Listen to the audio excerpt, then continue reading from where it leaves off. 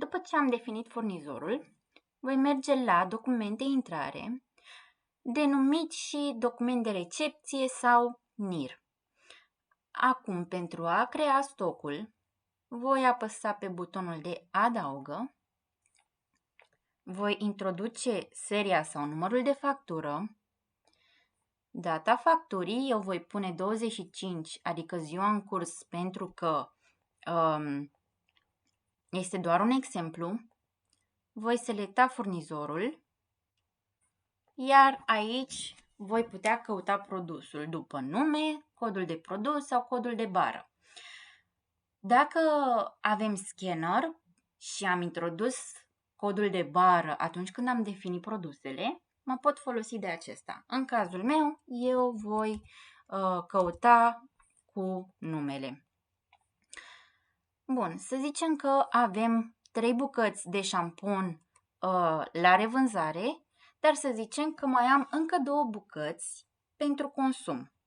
Și acum mai introduc încă o dată acest produs, iar aici pentru revânzare voi pune 3 produse, iar aici voi pune 2 produse. Doar că aici voi selecta gestiunea consum. Prețul de intrare este cel de pe factură. În cazul meu, pentru că este doar un exemplu, voi pune această sumă și aici la revânzare, dar și la consum. Să zicem că avem și un discount de 10% și să zicem că avem și TVA. După cum se poate observa, sumele s-au calculat automat, iar valorile acestea ar trebui să reflecte ceea ce scrie și pe factură. Salvez, iar acum, dacă voi merge în programator și voi dori să vând acest șampun cuiva, eu mă voi folosi de client anonim, adaugă vânzare, la produse îmi va apărea produsul cu prețul și stoc.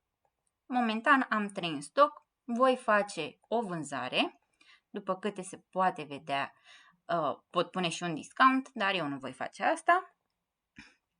Modalitatea de plată și am finalizat vânzarea. Dacă voi încerca să vând din nou acest produs, voi observa că am 2 produse rămase în stoc.